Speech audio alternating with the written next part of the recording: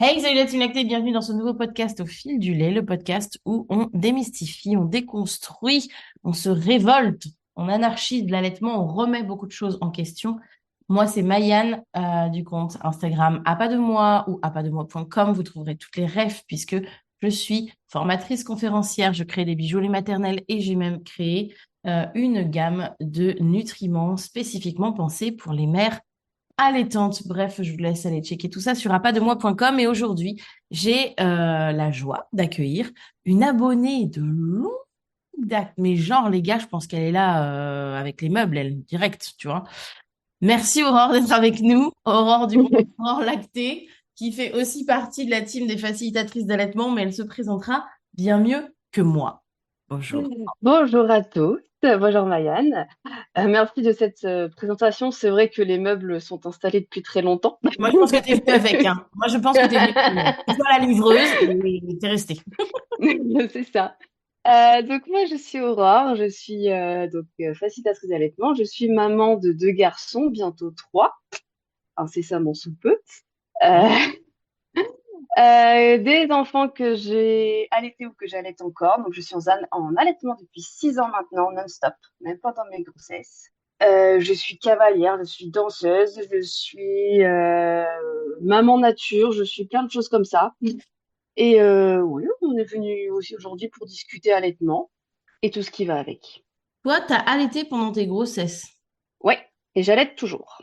et tu allaites Je toujours. suis Tes enfants, quel âge? actuellement Si c'est enceinte. indiscret. Donc ils ont 6 et 3 ans cet été-là. Ok, donc ça veut dire que tu allaites un bambin de 3 ans tout en étant enceinte du petit troisième. C'est ça. Et le Hmm. grand, je l'ai allaité jusqu'à ses 5 ans. Mais c'est possible ça? Eh ben oui, Mais ça fait c'est tout mal. à fait. Non. Pas, oui et non. Pour ma deuxième grossesse, du coup, j'avais pas de douleur lors des tétés. Celle-ci, un petit peu, mais ça passe. Et c'est largement supportable pour ma part. Ouais, ça passe. C'est du début, ça t'y prête, et puis après, ça fait plus mal. Et toi, c'est supportable par exemple. Ouais, moi, c'est supportable. Enfin, un sein est plus supportable que l'autre, du coup, il est resté sur un sein. Mais Ouais. vu que c'est pendant la grossesse, que c'est les tétés pour dormir, donc il y a pas, c'est pas la nutrition en premier, puisqu'il mange Mhm. très bien à côté, cet animal-là. Et oui, je parle d'animaux parce que j'ai des espèces de petits fauves sur pattes à la maison. Mais je sais après que mon corps n'a aucune, jusqu'à présent, j'ai pas eu de problématique de production de lait, quel que soit le moment. C'est presque parfois trop. Mais je sais que mon corps va gérer derrière, en fait. Ouais. Ce qui est intéressant là, dans le témoignage que tu amènes, c'est que on entend souvent, c'est souvent ce qu'on entend, hein, on entend souvent que allaiter pendant la grossesse, c'est dangereux, que ça prend l'énergie du fœtus, que de toute façon, il n'y a plus de lait pour le grand, que ça va épuiser la maman, que c'est dangereux parce qu'il y a des risques prématurés d'accouchement. Souvent, même les professionnels vont dire, ah non, non, vous êtes enceinte, il faudrait arrêter d'allaiter. Et puis, il y a aussi toutes les mamans qui me disent, non, mais en fait, moi, j'ai arrêté parce que bah, c'était juste insupportable, c'était trop douloureux, euh, non, vraiment, j'arrivais pas du tout à suivre, la demande était trop intense.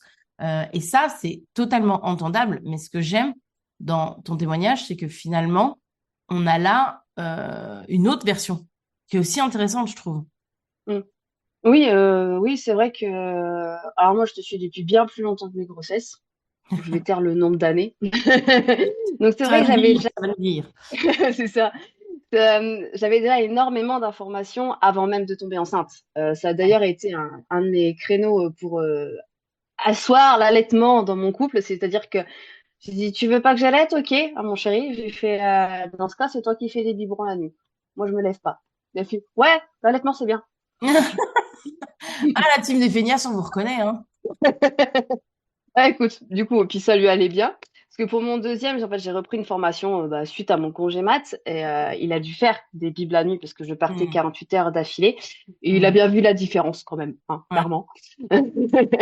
Donc voilà, après nous, la question se pose pas parce que bah, c'est devenu notre norme. Et c'est vrai que en ayant déjà énormément d'informations avant, je savais des choses qui étaient possibles, mais je savais que c'était normal et que c'était pas Hmm, automatique. C'est pas Ouais. systématique d'avoir mal. C'est pas systématique que ça puisse être dangereux parce que ça peut l'être sous certaines conditions très précises euh, au niveau de la grossesse. Mais c'est quand même des cas qui sont vraiment très rares. Généralement, c'est que la grossesse de base, allaitement ou pas d'un grand, il y avait quelque chose qui allait pas. C'est quand même quelque chose. Voilà, c'est assez rare et tout. La majorité des grossesses se passent extrêmement bien, même s'il y a un allaitement. Les douleurs, je dirais que c'est propre à chacun. C'est propre à chacun au niveau de la façon dont on supporte la douleur. De base, il y a des personnes qui sont plus douillettes que d'autres. Donc, c'est quelque chose qui va se retrouver dans tout dans ta vie, en fait, que ce soit l'allaitement ou autre chose. Alors, on utilise le mot douiller là au sens positif du terme. C'est-à-dire, il y en a qui sont plus sensibles que d'autres à la Oui, douleur. C'est vrai qu'on a un seuil de sensibilité et de tolérance à la douleur qui est totalement différent les uns des autres, ça c'est clair. c'est ça. Et qui peut varier d'une période de vie à l'autre. Mais du coup, le fait d'être renseigné en amont a fait que tu n'as pas eu peur, et d'ailleurs, est-ce que tu en as eu de la part des professionnels qui te suivent, de bah ouais, mais il faut pas allaiter pendant la grossesse, c'est dangereux, Non. le bébé va manquer. Et bah, pour le coup, je pense que d'avoir eu toutes ces informations avant et suffisamment longtemps avant pour les intégrer, Ouais. pas 6 mois avant la grossesse, non, non, on parle de Mm, beaucoup plus que ça. Euh, j'ai eu le temps vraiment de les intégrer, de continuer pendant ma grossesse à avoir d'autres informations qui se complémentent ou de la petite mise à jour ou du rappel, parce que oui, bon, ça, on avait oublié sur le moment. Voilà. mm, Et je suis arrivée devant les médecins et je dis non, moi j'ai aucun problème. J'ai jamais eu de retour négatif. On me demande toujours s'il y a des contractions. Je dis une, deux dans la journée, mm. le soir quand je suis fatiguée. Ouais. Ça joue pas. Il y a rien en fait. Et du coup, tu es sereine parce que tu es sûre de ta base de connaissances. Mm. Et même là, j'ai un petit suivi. Il me casse les pieds, mais pour vous donner une image, je fais même pas 1m60 pour 50 kilos, mon mari aussi. Donc on nous casse les pieds pour du petit poids. Ouais. Mais en fait, je fais le suivi pour qu'il me foute la paix à l'accouchement. Mais mon Mm. enfant va très bien, il fait une java de dingue dans mon ventre. Je- Crevette ou pas crevette, vu comment il fait la java et qu'il me défonce les boyaux à chaque fois, je, je sais qu'il va bien. Non, mais en ayant les bonnes informations de base, je ne me stresse absolument pas de son poids. Et puis tu sais comment, comme tu dis, tu sais comment vous êtes calibré avec ton mari, donc ça te Oui, surprend pas non plus que ça en fait de base, quoi. bah, puis quand je vois le calibre de mes deux autres enfants, c'est pareil.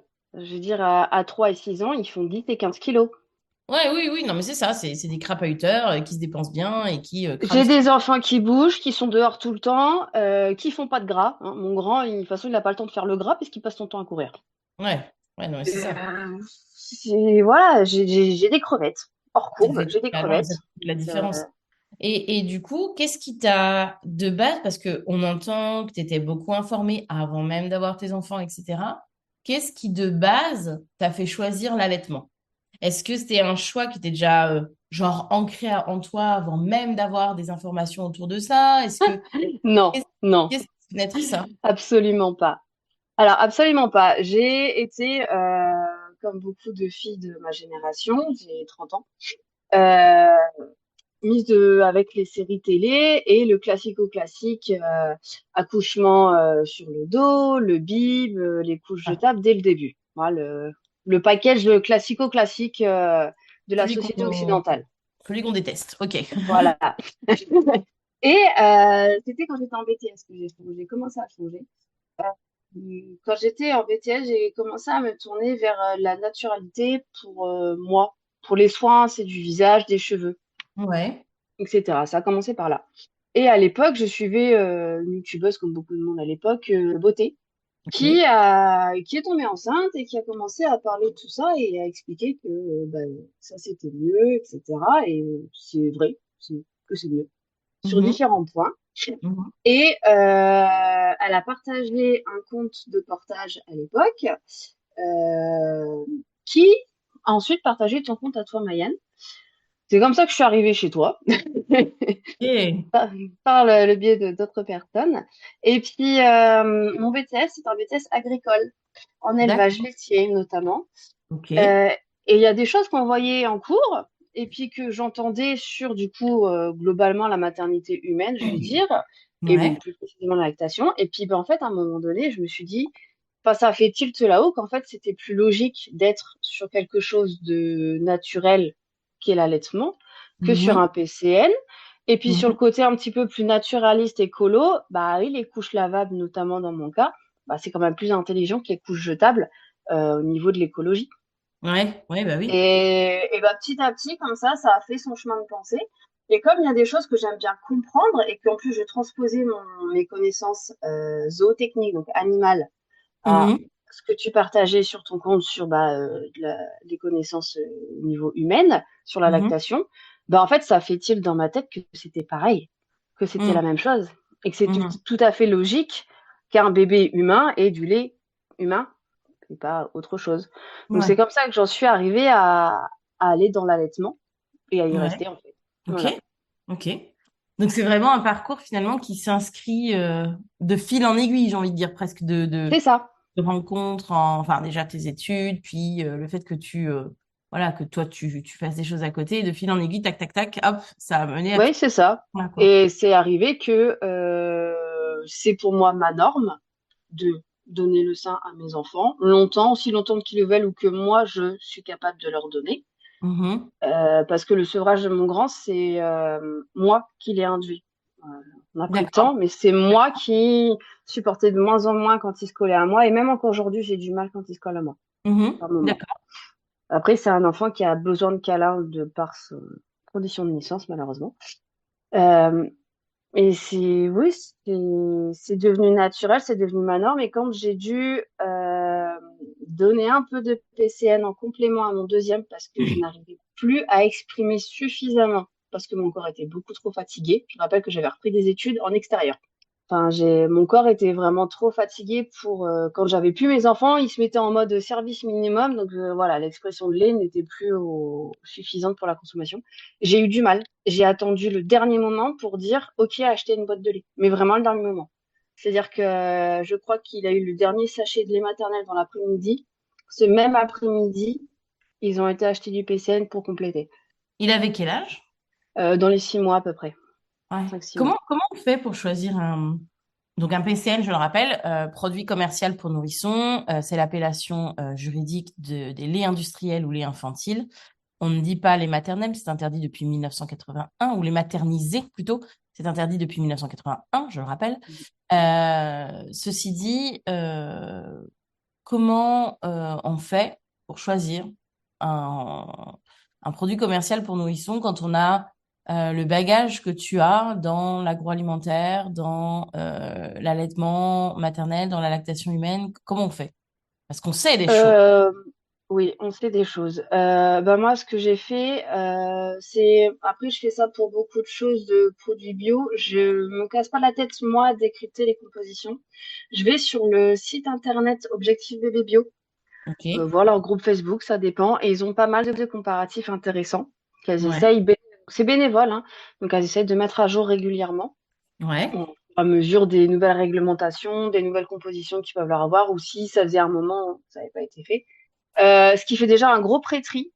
Ouais. Euh, voilà. Après, je sais que pour ma part, même s'il avait 6 mois, je suis restée sur du lait premier âge qui, au niveau des complémentations, est plus intéressant que du deuxième âge. Je ne saurais pas vous vraiment expliquer le pourquoi, mais voilà, ça reste plus intéressant. Et puis, j'ai choisi en fonction de mes convictions aussi, donc biologique, et puis de ce qu'il y avait au magasin. Voilà. Ok. Ok. En urgence, on n'a pas le temps de passer 3 heures sur Internet à chercher tous les sites, un machin. Quand il te le faut pour 2 heures plus tard, tu fais aussi avec ce que tu as en fait. Donc Ce qui est même intéressant, si c'est il y a ce site-là, et puis à l'époque, tu faisais avec les outils que tu avais, mais aujourd'hui, ce qui est intéressant, et ça, on l'a déjà fait en formation, c'est d'utiliser les IA, parce que c'est des calculatrices bêtes et méchantes qui vont te sortir vraiment oui, de manière objective le lait qui va être le plus adapté, comme tu dis, à ta recherche, à tes convictions, à ce mm, que tu veux pour ton bébé. Est-ce que tu veux du bio? Est-ce oui, que tu veux du sans gluten? Est-ce que tu veux du avec le moins de sucre possible? Enfin, oui, voilà. voilà. Après, il faut savoir que c'est quand même malgré et c'est pas suffisant les contrôles, mais malgré le nombre de contrôles qui est, etc., on est quand même sur un produit qui est très réglementé déjà de base, quelle que soit la marque. Donc c'est vrai qu'ils sont, si on se réfère vraiment juste à la composition purement qui est sur les boîtes, ils sont quasiment tous identiques. Après, voilà, c'est des spécificités, c'est la provenance, ça peut être le prix aussi qu'on peut y mettre, parce que malheureusement, je dirais que les meilleurs en termes de provenance, de qualité, bah, ils sont beaucoup plus chers que d'autres, hein, on va pas se mentir. J'avais commencé à regarder, il faut que je me remette à jour, à comparer les prix. Le premier âge, tu peux passer de 15 euros la boîte pour le premier prix à 35 euros pour du chèvre, le PCN à base de lait de chèvre. Il y a quand même une sacrée marge d'écart. Et donc, en fonction de ton enfant, en fonction de tes moyens, en fonction du moment de ta vie où tu es, bah, parfois tu fais un choix comme tu peux. C'est pas forcément l'idéal, mais parfois on obligé de faire des compromis en fait. Ça m'amène une question qui va soulever des débats. Une question qui va soulever des débats. Tu penses quoi du lait maternel humain synthétique qui est en cours d'étude, voire même en cours de pseudo-production, exploitation en ce moment? Et ben, j'en pense que au vu de la composition d'un PCN et de la composition du lait maternel vrai, on l'appelle comme ça, euh, ils vont juste nous faire un PCN qui ressemble un petit peu plus au lait maternel. Ouais, Parce que voilà. Et je pense qu'au niveau de la commercialisation, ça va être comme le fameux steak haché d'il y a quoi, 10 ou 15 ans, je sais plus, qui pousse en laboratoire, qui est comestible. À 1 million le steak haché, ou enfin, je sais plus, c'était. Est-ce que ça va réellement marcher? C'est bien beau de le synthétiser comme ça, mais derrière, est-ce que la composition va être réellement intéressante par rapport à un PCN, un hydrolysa, etc. Et puis les prix, qui va pouvoir se le payer? Est-ce que ça va pouvoir être développé à grande échelle? C'est un peu. moi ça me Voilà. fait... je me dis, au mieux du pire, au mieux du pire, je me dis, s'ils se démerdent pas trop mal, je sais pas si je préférerais pas ça que Les certaines PCL. compositions de PCN, Ouais. de grandes distributions, voire marques un petit peu, Oui, comment, les classiques. sur, voilà, les classiques bien assis sur le marché, hein, n'est-ce pas? Bonjour, bonjour Nesquik et compagnie. Et je me dis, est-ce que tu vois, enfin, mais pour moi, c'est vraiment ce que je veux dire, ça reste le mieux du pire. Tu vois ce que je veux dire? Oui, oui. On va Que, peut-être s'en rapprocher un peu plus sans jamais l'égaler de toute façon. non mais je me C'est dis, en fait, ça à voir en ce fait, je qu'ils me vont dis, mettre si dedans. c'est synthétique, t'as au moins, enfin, j'espère, on verra la compo, hein, c'est toujours pareil, on n'a pas Ouais, d'humain, hein. c'est ça. Mais je me dis, t'as au moins des lipides, bah, humains, tu vois, même si c'est synthétique, mais tu vois, c'est pas de vache, tu vois ou de chèvre, ou Oui. de, voilà. Oui, Euh, oui, t'as au moins des protéines qui sont basées sur le lait humain, donc des protéines humaines. Je me dis, bon, on est peut-être, comme tu dis, plus. Alors, on n'aura pas l'adaptabilité, on n'aura pas les anticorps, on n'aura pas le fait qu'un bébé, s'il a soif, ça va être plus riche en eau et moins riche oui. en, Nutriments. en nutritifs, en nutriments. Il n'y aura pas cette adaptabilité, j'ai envie de te dire, minute qu'on peut avoir dans le Oui. lait humain directement à la source naturelle, comme tu dis, on va dire ça comme ça. Mais je me dis, je sais pas, tu vois, je suis partagée. Je me dis, comme toi, j'attends encore qu'on ait plus d'infos, les compos, les machins. Est-ce qu'ils vont pas vouloir, comme d'habitude, genre optimiser, je mets des guillemets pour ceux qui ne voient pas, mais genre optimiser en mettant des trucs en plus, tu vois? Et Ouais. au final, ça va Faut voir ce qu'ils vont en dénaturer. faire, en fait. Ouais. Ouais, il C'est faut vraiment ça. voir ce qu'ils vont en faire, mais je me dis, s'ils se démerdent pas trop mal, ce sera peut-être, à mon sens, mais après, tout va dépendre du prix, comme tu dis aussi, hein, c'est encore pareil, hein. Mm, Parce que je pense mm. que tu n'as, je crois qu'aujourd'hui, il n'y a qu'une ou deux entreprises peut-être qui s'intéressent à ça. Je me dis effectivement, le prix risque d'être. Bah, c'est comme le coup du steak haché qui pousse en labo. On n'en entend plus parler, hein. Ouais, ouais, mais parce que c'est horriblement cher. Ben, c'est ça, c'est voir la composition de ce qu'ils vont réussir à sortir. Peut-être que ce sera intéressant et peut-être que pour des bébés préma qui n'ont pas accès à du lait maternel en don, ça peut être intéressant plutôt qu'un hydrolysa. Mhm, Mais mhm. faut voir le prix derrière, comment ça peut être commercialisé parce que c'est quand même pas rien, quoi. Je sais pas, je suis encore mitigée pour l'instant. Je Oui, trouve mais qu'on n'a pas assez de données pour. mm, Après, je me dis, c'est- on attend de voir ce que ça donne, mais je me dis, c'est comme tout. Tu peux pas être à 100% contre les PCN. malgré, enfin, moi je trouve, hein, c'est mon positionnement, malgré le fait qu'on travaille dans l'allaitement, tu peux pas nier que, surtout avec le contexte géopolitique actuel qu'on connaît, par exemple, avec certains pays qui sont en guerre, qui connaissent des blocus, où la nourriture n'arrive pas jusqu'aux enfants, où ils perdent leur maman, ou alors les mamans ne peuvent plus allaiter.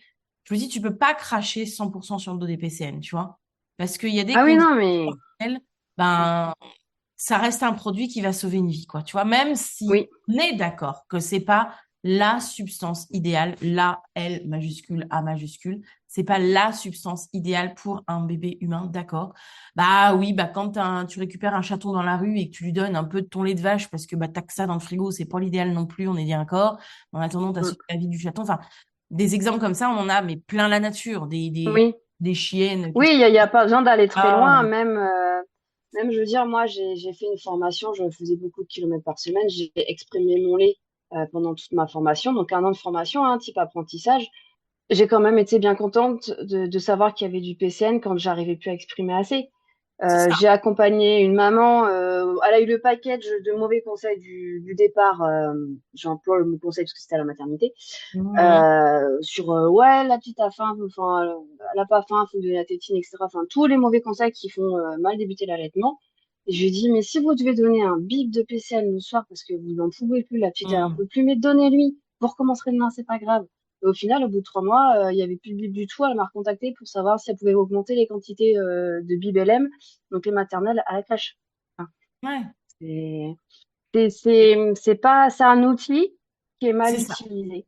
Moi, je suis tout à fait d'accord. Pour moi, c'est un outil. D'ailleurs, il faut le savoir, je le rappelle puisqu'on en est ici.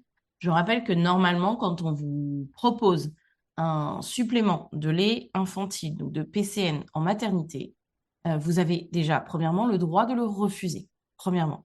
Deuxièmement, les PCN, par une adroite, par beaucoup d'adresses de la part des lobbyistes, est normalement classé produit pharmaceutique. Sachez-le, entendez-le bien dans vos oreilles, normalement, c'est classé produit pharmaceutique. Sauf que, tour de force des lobbyistes, aujourd'hui, on arrive à nous faire passer ça pour un produit du domaine alimentaire classique. Donc, quand vous êtes en maternité et qu'on vous propose un supplément de lait infantile, vous avez, un, le droit de refuser. Deux, si on insiste alors que vous êtes sûr de vous, vous avez le droit de demander de voir l'ordonnance éditée par le ou la pédiatre du service qui, effectivement, écrit que cet enfant a besoin d'une supplémentation en lait infantile. Ça permet de gagner parfois du temps. Ça permet de comprendre aussi, parce que parfois, oui, il y a un vrai besoin. On prend par exemple les bébés dont la maman a fait une, Prééclampsie? un diabète gestat. Ah oui. Les mamans dont les bébés ont fait un diabète gestat, suivant l'état du diabète gestationnel de la mère, encore une fois, suivant l'état du diabète gestationnel de la mère, le bébé à la naissance peut avoir besoin d'une supplémentation de lait infantile, effectivement, parce qu'en fait, c'est ce qu'on appelle un syndrome du sevrage. Il a eu tellement de sucre pendant la grossesse que il faut aller vers une dose de sucre que va fournir donc le lait maternel 100% classique normal, mais il faut pouvoir faire un palier de sevrage. Donc, c'est des enfants qui ont besoin d'être complétés peut-être pendant les premières 24 heures, peut-être parfois pas plus, parfois un peu plus. Encore une fois, ça va dépendre de l'état de l'enfant. Mais effectivement, parfois, on va demander aux parents de donner ce supplément et on ne va pas expliquer. On ne va pas expliquer que c'est parce que, bah, voilà, madame, quand vous étiez enceinte, nanana, nanana, on va pas donner le temps de l'expliquer. Ça va être, non, ce bébé, il a besoin d'un PCN. De toute façon, madame, si vous ne lui donnez pas de PCN, votre bébé, il va être malade. On va être obligé de l'emmener, de le prendre et de l'emmener en réa-néonate. La peur, On tout prend le temps pas la le peur. temps. Au lieu d'expliquer, bah, en fait, c'est normal, Oui, madame, que le bébé, il passe par là. Vous savez, vous avez eu ça, ça, ça.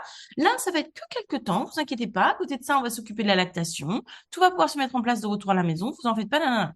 Eh ben, on prend pas le temps d'expliquer aux gens. On fait peur, comme tu dis.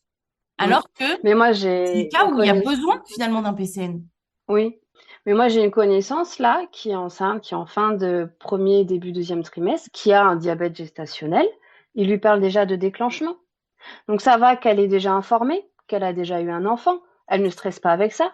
Mais il y a quand même des mamans qui passent 6 mois de leur grossesse en stress de déclenchement, en stress de tout et n'importe quoi pour un diabète qui, ça se trouve, ne bouge pas, il est stable, il n'a pas besoin d'insuline, il est Bien sûr. contrôlé, il est régulier et qu'il y aura zéro problème derrière. Mais il y a cette peur qui est toujours là. Moi, ils m'ont mis du monitoring toutes les semaines. J'ai fait 7 échographies au total. Bon, J'en ai fait ouais, deux pour la T2, deux pour la T3, plus encore une 15 jours plus tard.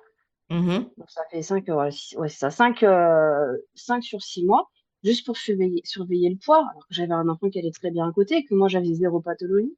Alors ça va que je suis informée, que je le sais, que je stresse pas et que je m'en fiche un peu. Mais les gens peuvent stresser sur pas grand-chose aujourd'hui, vu qu'il n'y a plus Mais les moi, connaissances. quand je t'entends, je me dis, mon Dieu, mais j'ai eu la chance il y a 10 ans. Il y a 10 ans, pour mon fils, j'ai fait du diabète Gesta. Diabète Gesta sans insuline, je le précise. Bon, c'était le bordel, mais sans insuline. Ceci dit, j'ai été suivie par une super diabéto, et je pense que c'est ça peut-être qui a fait qu'on m'a foutu la... Ah, peut-être. Parce que, puis c'était une diabéto qui était connue en ville, machin. On ne m'a strictement jamais, jamais, jamais parlé de déclenchement. Et mon fils est né à J+5, J+3, J+5, par là. Une Ouais, vraie... oui, en diabète, oui, t'as de la chance en diabète, oui. Donc, vraiment, mais et personne m'a mis la pression, rien, que dalle, que dalle, que dalle. Mm. Ça dépend Et, vraiment de l'équipe que t'as en face. et en même temps, mon fils est né à 2,7 kg, un truc comme ça. Oui, Oh, pas ouf, quoi, tu vois. c'est À une côté de crevette, ça, hein. zéro diabète gesta pour ma deuxième, mais alors vraiment zéro, zéro. Une petite dinde à Noël, 4,7 kg. Bon, Ça, tu vois, tu tapes le double. et zéro diabète, je le reprécise, rien, que dalle, que de chi, nada. Et elle est née en plus avec une semaine d'avance. Je me dis, si elle avait été jusqu'au bout, moi, je pense qu'on invitait les deux familles à Noël, hein. On avait assez à manger, hein. 1 kilo. La vache, déjà 4,7 kg avec une semaine d'avance, je dis pas la fin, c'est 5 kilos, hop là, c'est gratuit. C'est Bibi qui rince. Allez, je me dis, mais sans diabète gesta, tu vois. Oui. Et- Ouais, mais comme quoi, il y a tout. Là, moi, mes deux premiers, par exemple, étaient sur les courbes moyennes de poids pendant la grossesse. Celui-là, c'est une Ouais, crevette. ouais, J'ai rien, j'ai jamais, j'ai eu des grossesses, on va dire parfaites. J'ai zéro pathologie, mes enfants ont zéro pathologie, hein. ouais, c'est ça. C'est Et là, on t'embête avec quelque chose en particulier ou... le poids, D'accord, le fait qu'il ait juste un le petit... poids. Voilà, c'est D'accord. la crevette. Il est Et sur c'est la courbe. même équipe, même endroit, même... Ouais, que mon deuxième, oui, parce que pour mon premier, j'avais accouché ailleurs. On D'accord, a ok. déménagé entre-temps. Ok. Mais C'est fou comme d'un endroit à l'autre, il n'y a pas il n'y a pas de... Alors, pourtant, je vais arriver à finir, excuse-moi, je suis fatiguée aujourd'hui. Euh, alors, c'est fou comme d'un endroit à l'autre, il peut y avoir autant de divergences d'accompagnement, alors que de base, leur formation est, somme toute, similaire, tu vois. oui. Mm. Et pour autant, on arrive à avoir des écarts d'accompagnement ou de choses qu'on nous dit, etc., qui parfois, moi, je trouve que c'est de l'ordre du grand écart, quoi. Ah oui, mais il y a des fois, c'est du tout au tout. Là, en plus, moi, j'ai vraiment que ça, que le poil. Tout le reste est absolument nickel. Le machin, il me fait une Java de ouf. Pendant les monitos, il faut qu'il y ait un score d'activité, c'est 5 minimum. 17, Hmm, 19, 15. C'est-à-dire que la sage-femme se retourne, elle regarde mon ventre, ça bouge. faut Et à un s'arrêter, hein, moment- des petits jeunes hommes. Voilà. Moi, à un moment donné, vos monitos, j'ai fait pour vous me foutiez la paix quand j'arrive à l'hôpital, parce que pour ma part, j'ai pas envie d'aller là-bas, mais mon mari préfère. Bref, j'y vais pour mon mari, hein, je leur ai dit clairement. Ouais. Donc, je veux vraiment qu'on me foute la paix, clairement. Je l'ai fait pour qu'il me foute la paix. Je l'ai fait pour qu'il me foute la paix, pour que je sois pas embêtée avec des machins, des trucs, des bidules de protocole. Je dis non, non, c'est bon. Moi, je vais bien, mon Ouais. fils va bien, laissez-moi faire. Je gère. C'est parce que je sais que T'envisages sinon, avec ce petit poids, t'envisages un enfantement à domicile ou en mater, alors, du coup? eh ben, entre les deux, toi, le deal. Alors, attends 2 secondes. Je vais me faire envahir par des enfants. Je t'en prie, ça arrive. C'est ce qui s'appelle avoir Là. non pas le cul entre deux chaises, mais l'utérus entre deux chaises. Du coup, je disais, moi, pour ma part, je le ferais bien à la maison. C'est, Ouais. même pour mon deuxième, c'est mon choix, mais on le fait dans une maison vraiment pas. Et mon mari est vraiment pas pour. Il sait pas trop comment gérer. Donc, voilà, c'est pour le rassurer lui que je vais à l'hôpital. Euh, c'est ce que je dis, en fait, je viens juste pour rassurer mon mari. Laissez-moi gérer. J'ai fait tout sans physio, enfin sans péri, je fais tout en physio, enfin Ouais. voilà, Et j'ai du coup, pas en besoin. fait, le must, ce serait peut-être que, oups, il est arrivé trop vite. C'est ça. Et ben le deal, c'est ça, c'est que je lui ai dit parce que mon mari est légèrement tête en l'air, notamment sur son téléphone. Et c'est ce que j'avais dit la dernière fois. 2 minutes, mon chaton. J'ai dit, c'est pas compliqué, t'as pas ton téléphone, j'arrive à joindre personne, j'accouche à la maison. Ben voilà. Bizarrement, pendant un mois, il avait souvent son téléphone sur lui. Bizarrement. Bon, écoute, Voilà. et que tu es attendu. Je ne vais pas te retenir plus longtemps. C'était encore un échange hyper intéressant. On a parlé à la fois de l'allaitement pendant la grossesse, de choix de PCN, d'enfantement quelque part, même si tu es appelé par des petits toits. Donc, du coup, on ne va pas Ouf. continuer Normalement, il y a leur père qui est arrivé. plus. En tout cas, je te remercie beaucoup pour cet échange qui donnera, je pense, probablement lieu à une suite si on nous le demande, parce que je pense que on aura encore beaucoup de choses ultra intéressantes à se dire. Mais voilà, on a pu parler allaitement pendant la grossesse avec vraiment un autre regard, et c'est vraiment ce que j'ai apprécié, une autre expérience qui change un peu de tout ce qu'on peut entendre d'habitude. Et franchement, ça, c'est cool parce que je pense que ça fera du bien à plein de parents qui nous écouteront. On a pu parler un petit peu du choix de PCN. Comme d'habitude, si vous avez des questions à la suite de ce podcast, eh ben, vous pouvez contacter Aurore sur Aurore du bas lacté, si je me souviens bien, Oui, c'est bien ça.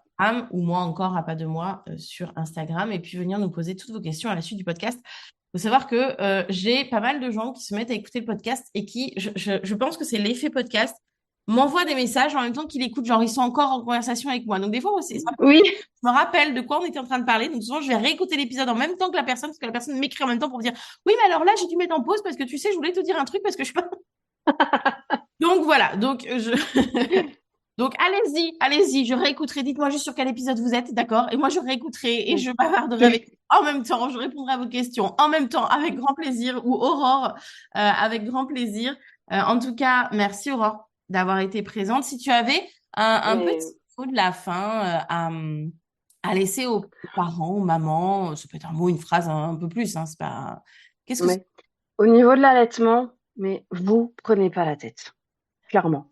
C'est parce que quand je vois passer des posts sur Facebook, parce que je suis aussi sur Facebook avec le même nom, hein, sur Facebook ou des questions sur des commentaires, sur des publications de collègues ou personnes qui sont aussi dans la parentalité, les gens parfois se prennent la tête sur des petits détails parce que la société fait que il faut que ce soit comme ça, ou on m'a Hum, toujours dit ça, ou la norme veut ça.